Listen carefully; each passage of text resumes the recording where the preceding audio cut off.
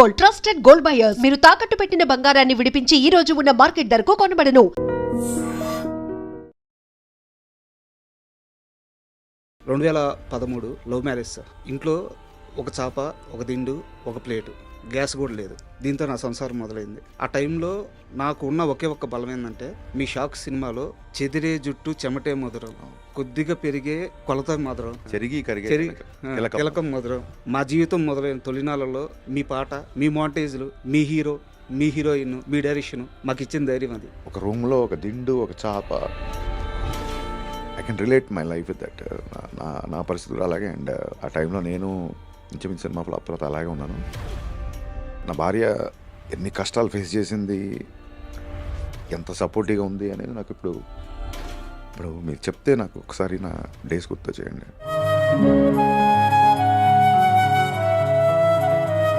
ఉస్తాద్ భగత్ సింగ్ అనేది ఎంటర్టైన్ చేసే సినిమా. మీరు ఇలాగా ఎమోషన్తో స్టార్ట్ చేస్తే ఈసారి పెర్ఫార్మెన్స్ బద్దలైపోద్ది. మీ సినిమా వస్తారు, బట్ దెబ్బలు తగిలినాయి కదా మీరు. దెబ్బలు తినడం ఎవడు? మెత్తని మట్టిలో మొలిచిన మొలగవు కాదు నువ్వు, బండరాళ్ళను బద్దలు కొట్టిన మొండి మొదలు.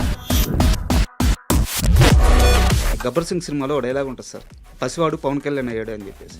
ఉస్తాద్ భగత్ సింగ్ వచ్చేలాగే పవన్ కళ్యాణ్ డిప్యూటీ సీఎం అయ్యాడు. సో హ్యాండిల్ చేసే విధానం మారుద్ది. భయం పెరిగిందా, బాధ్యత పెరిగిందా? శ్రీశ్రీ పద్యానికి, శ్రీశ్రీ వాక్యానికి స్వాగ్తో ఉన్న ఒక ప్యాంటు షర్ట్ వేసి దానికి ఒక మనిషి రూపం దాలిస్తే దట్ ఈస్ పవన్ కళ్యాణ్.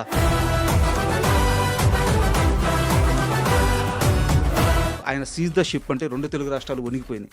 అలాంటి వ్యక్తి చేత మళ్ళీ పోలీసుగా ఏం చూపించబోతున్నారు, ఎలా చూపించబోతున్నారు, రియల్ లైఫ్లో ఇచ్చిన ఆ ఇంపాక్ట్ని ఎలా మ్యాచ్ చేయబోతున్నారు? సీజ్ ద షిప్ అంటే చాలా ఫేమస్ అయింది. అవును, అది పెట్టాలంటే అవి ఆయన ఎంకరేజ్ చేయరు. పాలిటిక్స్ వేరు, సినిమాలు వేరు. ఆ రెండింటి మధ్య గీతని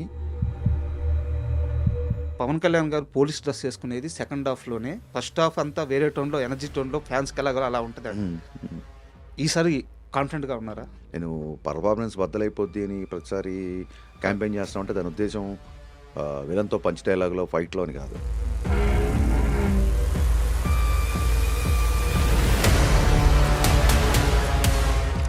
ఈ ప్రాజెక్ట్ మీద కాస్త నెగిటివ్ ఉండింది. ఎందుకంటే ఇది పోలీసుడు రీమేక్ అనుకోని భ్రమలో కొంతమంది ఉండి ఒక రకమైన నెగిటివ్ ఉండింది. మొట్టమొదటిసారి దాన్ని తీసేసిన వ్యక్తి దేవిశ్రీ ప్రసాద్. సంగీతం దేవిశ్రీ ప్రసాద్, బ్యాక్గ్రౌండ్ స్కోర్ తమన్. వాళ్ళిద్దరు మ్యూజిక్ డైరెక్టర్ కంటే కూడా నాకు చాలా బెస్ట్ ఫ్రెండ్స్. హరీష్ చాలా ప్రెషర్లో ఉన్నాడు. ఈసారి ప్రీపోన్ అయిన సినిమా మనం సపోర్ట్ చేయాలని చెప్పి వాళ్ళిద్దరూ నాకు కుడి భుజం ఎడమ భుజాలను నిలబడ్డారు కాబట్టి చాలా గర్వంగా ఉంది. సినిమాలో చాలా సీరియస్గా సంబంధించిన, అంటే ఇప్పుడు ప్రజెంట్ ట్రెండ్కి సంబంధించిన చాలా సీరియస్ పాయింట్ ఉంది. అది చాలా సీరియస్ సబ్జెక్ట్ కూడా. అది నాట్ ఈవెన్ 2 తెలుగు స్టేట్స్ కాదు, మొత్తం దేశానికి సంబంధించిన చాలా సున్నితమైన అంశం కూడా. మీరు ఎక్కడ టీజర్లో కానీ సాంగ్స్లో కానీ ఎక్కడ ఆ విషయాన్ని రివీల్ చేయకుండా దాచిపెడుతూ వస్తున్నారు. కరెక్ట్ అన్నా నేను? కరెక్ట్. భయంగా ఉందా? ఎవరికి? మీకే. దేని గురించి? రిలీజ్ అయిన తర్వాత ఆ అంశాన్ని ఎలా తీసుకుంటారు అని చెప్పేసి. భయం ఉంటే అసలు రిలీజ్ వరకు ఎందుకు తీసుకొస్తాం? టెన్షన్ లేదా? క్లైమాక్స్ ఎంత ప్లస్ కాబోతుంది? లాస్ట్ షాట్ వరకు మాసులో హరీష్ శంకర్ చేయాల్సిందన్నీ చేసేసారు. హరీష్ శంకర్ నెక్స్ట్ స్టెప్ డెఫినెట్గా నా నుంచి మీరు ఎక్స్పెక్ట్ చేయని ఒక కొత్త సినిమా త్వరలోనే చూస్తారు. అది బాలకృష్ణ గారి సినిమానేనా? అవ్వచ్చు. బాలకృష్ణ గారి సినిమా ఫైనల్ అయిపోయినట్టే కదా? ఖచ్చితంగా బాలయ్య బాబు గారితో సినిమా ఉంటుంది. దిస్ ఈజ్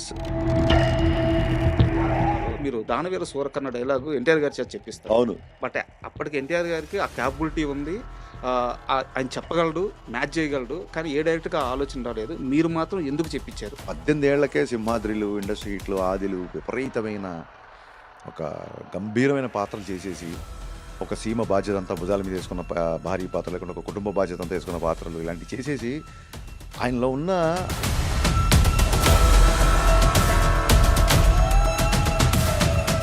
మహేష్ బాబు గారి ఇష్యూలో మీరు క్షమాపణ చెప్పిన తీరు స్ట్రైట్ ఫార్వర్డ్గా, నేను ఇలా అన్నాను, ఇది తప్పు, సారీ, అంత స్ట్రైట్ ఫార్వర్డ్గా చెప్తాను. ఈ విషయంలో మనది తప్పు జరిగింది అన్నప్పుడు మొహమాటం లేకుండా సారీ చెప్పడం కాదు, అవసరమైతే తలకాయ తీసి అవసరం వాళ్ళ కాళ్ళ దగ్గర పెట్టడానికైనా.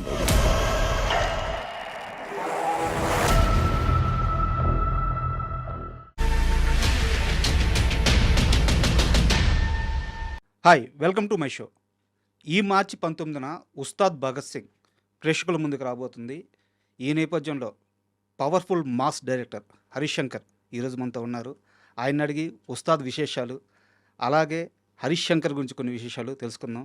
హాయ్ సార్, నమస్తే. నమస్కారం సార్. నమస్కారం. సార్, ఇంటర్వ్యూ స్టార్ట్ చేసే ముందు ఒక 12-13 సంవత్సరాల నుంచి మీరు ఎదురైతే ఒక చిన్న మూమెంట్ షేర్ చేసుకోవాలనుకుంటా ఉన్నాను. అది షేర్ చేసుకొని మనం ఇంటర్వ్యూలోకి వెళ్దాం. Please please. 2013 love marriage sir. మీద మ్మ్. ఓకే. ఆ, ఇంట్లో ఒక చాప, ఒక దిండు, ఒక ప్లేటు, గ్యాస్ కూడా లేదు. దీంతో నా సంసారం మొదలైంది. ఆ టైంలో నాకు ఉన్న ఒకే ఒక్క బలం ఏంటంటే మీ షాక్ సినిమాలో మధురం మధురం అనే సాంగ్. అవును. అంటే ఒక జంట బతకడానికి ఆ జంట కలిసి ఉంటే చాలు, ఇంకేం అవసరం లేదు అనిపించేంత గొప్ప పాట. గుడ్. దాంట్లో కొన్ని లిరిక్స్ ఉంటాయి. చెదిరే జుట్టు చెమటే మధురం, అవును. కొద్దిగా పెరిగే కొలతే మాత్రం కొలత మధురం, ఆ, ఇది పెరిగి చెరిగి కరిగే తిలకం. తిలకం మధురం, అండ్ మౌంటేజ్ షార్ట్స్ కూడా. అని మహానుభావుడు వేటూరు గారు రాశారు ఆ పాట. అందుకే అంత అందంగా ఉంది. ఇన్ని సంవత్సరాల తర్వాత కూడా గుర్తుంది లిరిక్స్. అంటే ఇంత పర్టికులర్గా ఎందుకు చెప్తున్నానంటే సార్, ఈ రోజుకి మేము చాలా ధైర్యంగా బతుకుతున్నాం. మేమిద్దరం, మా ఇద్దరికి ఇంకోటి వచ్చాడు, ముగ్గురం చాలా ధైర్యంగా బతుకుతున్నాం. మా జీవితం మొదలైన తొలినాళ్ళలో మీ పాట, మీ మౌంటేజ్లు, మీ హీరో, మీ హీరోయిన్, మీ డైరెక్షను మాకు ఇచ్చిన ధైర్యం అది. థ్యాంక్ యూ అండి. Thank you. అంటే నాకు మీరు చెప్తే గుర్తొచ్చింది. I felt little emotional. నాకు ఎవరు ఎప్పుడు ఇలాగా, అంటే ఆ సినిమా చాలామంది ఫ్యాన్స్ ఉన్నారు, చాలామంది భార్యాభర్తలు, చాలామంది పార్టీస్లో, మీటింగ్స్లో, పెళ్ళిళ్ళలో, రిసెప్షన్లో అలా వచ్చి, సార్ మీ షాక్ సినిమా చాలా చాలా ఇష్టం, ఈ పాట చాలా ఇష్టం. ఎంతోమంది కపుల్స్ నాకు సినిమాలు చేశాక. బట్ మీరు చెప్పించి వచ్చేసి చూసారా, ఒక రూమ్లో ఒక దిండు, ఒక చాప. I can relate my life with that. నా పరిస్థితి కూడా అలాగే. అండ్ ఆ టైంలో నేను ఇంచుమించు సినిమా ఫ్లాప్ తర్వాత అలాగే ఉన్నాను. అంటే నా భార్య ఎన్ని కష్టాలు ఫేస్ చేసింది, ఎంత సపోర్టివ్గా ఉంది అనేది నాకు ఇప్పుడు మీరు చెప్తే నాకు ఒకసారి నా డేస్ గుర్తు చేయండి. Thanks for remembering. Thank you. Sorry. Yeah.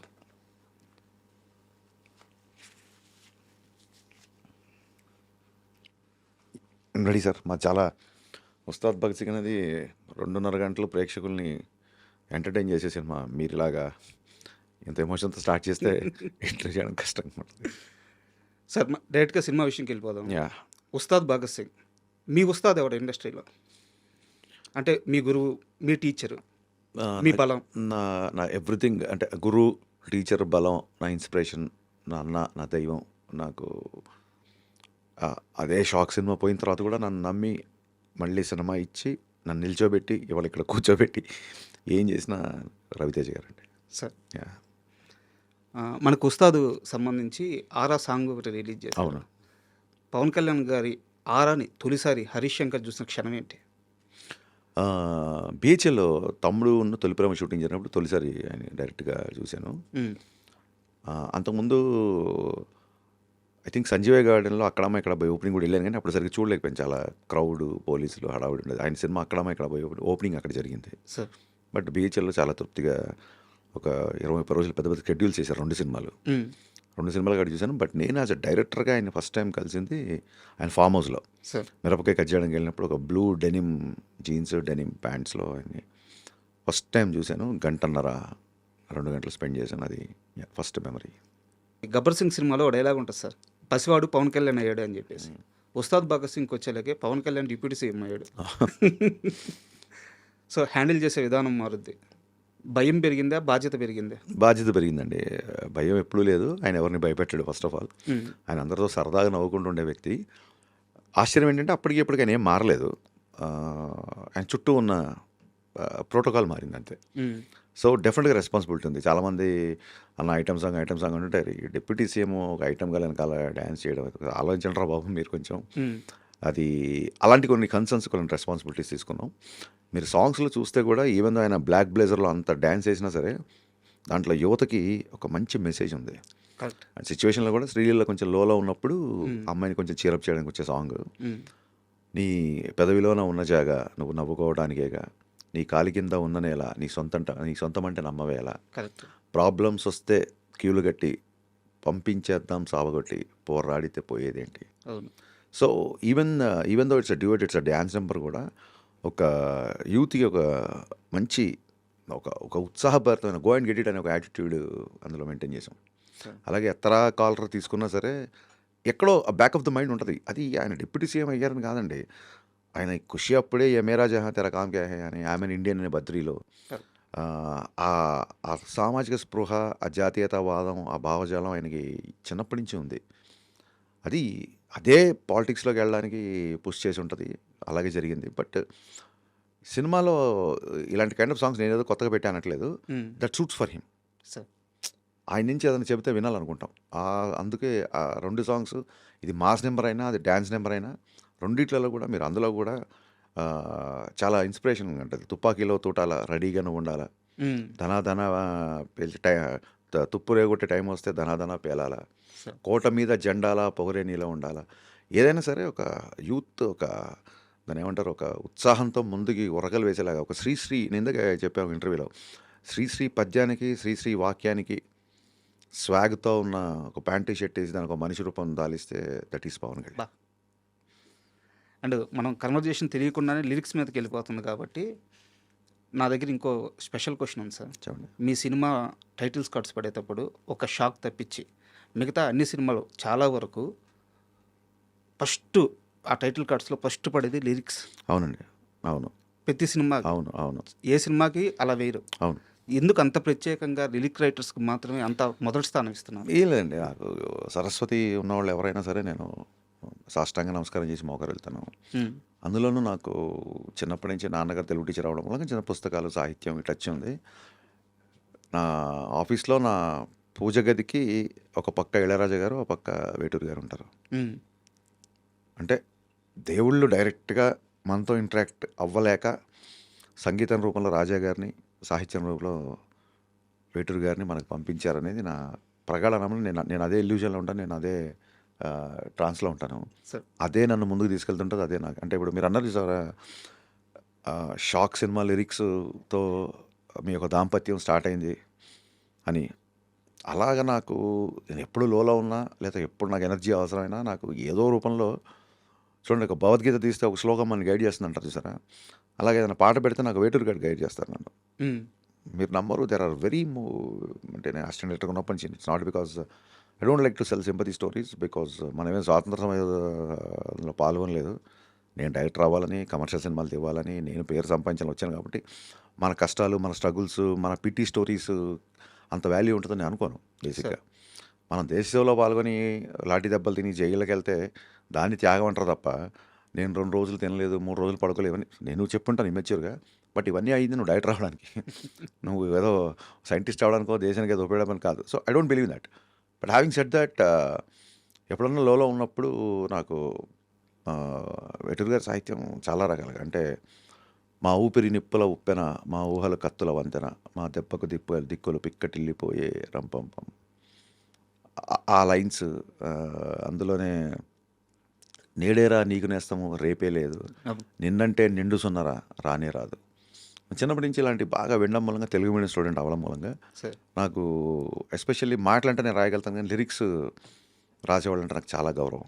అందుకు లిరిసిస్టుల పేర్లు నాకు ఇప్పుడు ముందుంటాయి. Super sir.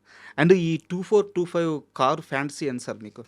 ఏం లేదండి, బిహెచ్ఎల్ శ్రీనివాస్ గారు కానీ నేను థియేటర్ చేసినప్పుడు నాకు ఒక సన్నిహితుడు, నాకంటే చాలా పెద్ద, నాకు గైడ్ లాగా ఉండేవాళ్ళు.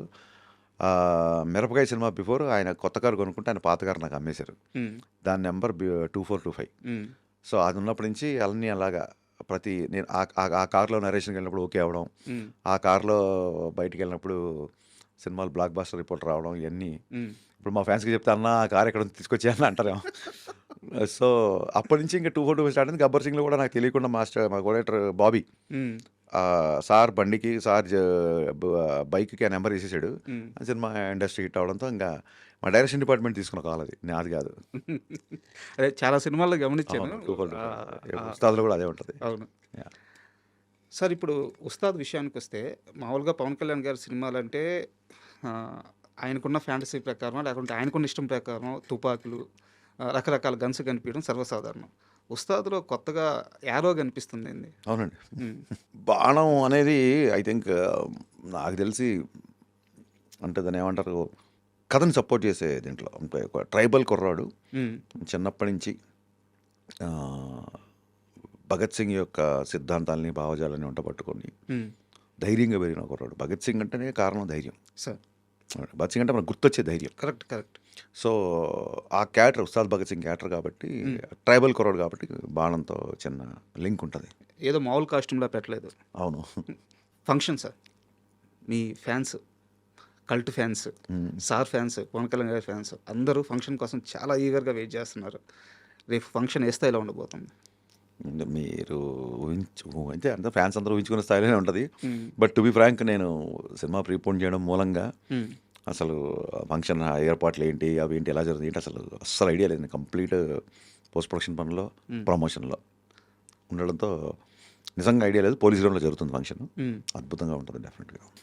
సార్, ఒక కంటెంట్ పరంగా ఒక క్వశ్చన్. మామూలుగా గబ్బర్ సింగ్ తీసేటప్పుడు ఆయన పోలీస్ ఆఫీసర్గా చూపించారు. అప్పుడు ఆయన power star, number 1 hero, okay. But police ఆఫీసర్గా చూపించారు, ఆడియన్స్ యాక్సెప్ట్ చేశారు, సూపర్ హిట్. కానీ ఒక డిప్యూటీ సీఎంని మళ్ళీ పోలీస్ ఆఫీసర్గా చూపించడం అనేది ఆ స్థాయిలో చూసేశారు పవన్ కళ్యాణ్ గారిని. ఇక్కడ మీరు అనొచ్చు రీలు అని చెప్పేసి. పవన్ కళ్యాణ్ గారు లాంటి హీరోని రీలు తేడా ఉండదు, ఆ ఆరా అలాగే కంటిన్యూ అవుతూ ఉంటుంది. సో ఆయన సీజ్ ద షిప్ అంటే 2 తెలుగు రాష్ట్రాలు వణిగిపోయినాయి. అలాంటి వ్యక్తి చేత మళ్ళీ పోలీసుగా ఏం చూపించబోతున్నారు, ఎలా చూపించబోతున్నారు, రియల్ లైఫ్లో ఇచ్చిన ఆ ఇంపాక్ట్ని ఎలా మ్యాచ్ చేయబోతున్నారు? అంటే పవన్ కళ్యాణ్ గారికి సక్సెస్తో ఫెయిల్యూర్తో లేని స్టార్డమ్ అండి అయింది. అది మీకు తెలుసు. డిప్యూటీ సింగర్ అయ్యారు కాబట్టి తీసుకోవాల్సిన కన్సర్న్స్ ఇందాక నేను చెప్పినట్టే తీసుకున్నాం తప్ప, సెట్లోకి వచ్చిన తర్వాత యాక్షన్ అన్నప్పుడు డిప్యూటీ సింగర్ యాక్ట్ చేయట్లేదు. సూపర్ స్టార్ దాని ఏమంటారు, స్టార్డమ్ ఉన్న ఒక power star Pawan Kalyan act చేస్తున్నారు అక్కడ. సో ఆయన ఒక నటుడిగా ఆయన ప్రస్థానం స్టార్ట్ అయింది కాబట్టి సెట్లోకి వచ్చినప్పుడు నటుడుగానే ఉంటారు. ఇంక ఇప్పుడు మనం ఈ డైలాగు డిప్యూటీ సింగర్ చెప్తే బాగుంటుందా బాగోదా, లేకపోతే డిప్యూటీ సింగర్ జీన్స్ వేసుకోవచ్చా, డిప్యూటీ సింగర్ ఇలాగ టోపీ పెట్టుకోవచ్చా, ఇన్ని ఆలోచిస్తే సినిమా తీసుకెళ్ళాం. అండ్ బయట ఉన్న ఇమేజ్ని మ్యాచ్ చేయడం అనేది, సినిమా అంటే ఆయనకు ఓన్లీ సినిమాలు నచ్చిన వాళ్ళు ఉంటారు. బయట ఆయనకి అశేషంగా సినిమాలకు సంబంధం లేకుండా ఆయన ప్రేమించే వ్యక్తులు ఉన్నారు. అంతే కదా. కరెక్ట్. ఓన్లీ ఆయన అభిమానించే వాళ్ళే అంటే ఆయన ఎప్పుడో పదవుల్లోకి వెళ్ళిపోయేవాళ్ళు. ఆయన కష్టపడి 10 సంవత్సరాలు స్ట్రగుల్ అయ్యి ప్రజల హృదయాలను గెలుచుకున్నారు కాబట్టి ఇంకా ఆ ఇమేజ్ని మళ్ళీ దాన్ని తీసుకొచ్చి సినిమాలో పెడదాం అండ్ ఇన్ఫ్యాక్ట్ ఆయన ఇష్టపడరు. నేను ఒక సన్నివేశం అనుకుంటా, ఒక ఆడియో ఫంక్షన్లో చెప్పాను నేను. ఇప్పటన్కి వెళ్తున్నప్పుడు ఆయన టాప్లెస్ టాప్ వెహికల్ టాప్ మీద కూర్చొని వెళ్ళారు. అలాంటి సీన్ నాకు చాలా నచ్చింది. అది చేద్దాం అన్నప్పుడు కళ్యాణ్ గారు ఆయన చీవట్లా అనలేం కానీ, హరీష్ అది ఒక ఎమోషనల్గా నేను తీసుకున్న ఒక డెసిషను, ఒక ఎమోషనల్గా నేను ఒక పర్పస్తో వెళ్ళిన పని అది. దాన్ని నువ్వు ఏదో కమర్షియలైజ్ చేసి సినిమాల్లో అది అది అది నా ఎమోషను, దాన్ని నువ్వు ఎంటర్టైన్మెంట్లో పెట్టడం ఒకసారి ఆలోచించు అన్నారు. అయితే పొలిటికల్గా ఇప్పుడు మీరు సీజ్ ద షిప్ అనే డైలాగ్ చాలా ఫేమస్ అయింది. అది పెట్టాలంటే 2 నిమిషాలు ఆలోచిస్తే సీన్ వస్తుంది. అవి ఆయన ఎంకరేజ్ చేయరు. పాలిటిక్స్ వేరు, సినిమాలు వేరు. ఆ రెండింటి మధ్య గీతని భగవద్గీత అంటారు చూసారా మా టీజర్లో ఉంటూ, అలా గీశారు ఆయన.